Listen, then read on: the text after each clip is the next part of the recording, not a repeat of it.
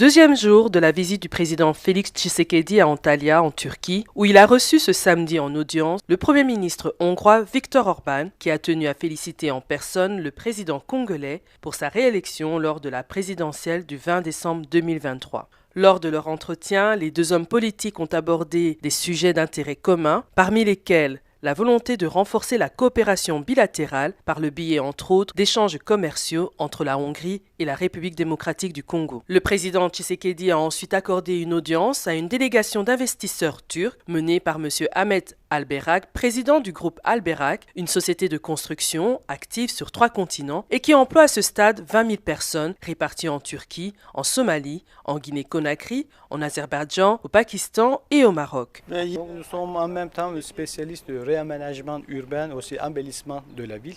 C'est pour cette raison que son Excellence nous a demandé de faire la même chose en Guinée aussi, parce que nous avons une expérience, un savoir-faire pour la gestion de système municipal. Sur la table des conversations, l'assainissement de la ville de Kinshasa, le désengorgement de la route menant à l'aéroport international de Njili, ainsi que l'agriculture. Donc nous avons déjà assumé la responsabilité de l'assainissement public d'une certaine partie de la ville de Kinshasa. Donc nous avons déjà commencé aux études. Les équipements pour l'assainissement public, surtout les véhicules, 70 véhicules, ils sont déjà à Kinshasa, ils sont déjà dans la douane.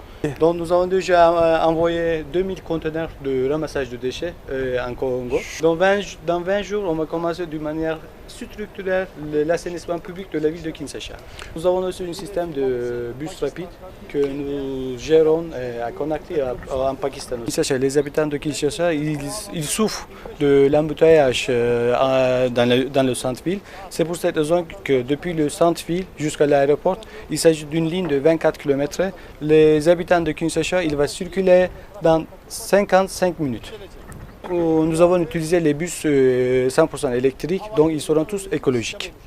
Une rencontre empreinte d'espoir pour le développement de nouvelles infrastructures en RDC. Le président Félix Tshisekedi va poursuivre son séjour de travail en Turquie avec d'autres rencontres ce dimanche, jour de clôture du forum diplomatique d'Antalya, qui réunit d'éminentes personnalités du domaine de la diplomatie.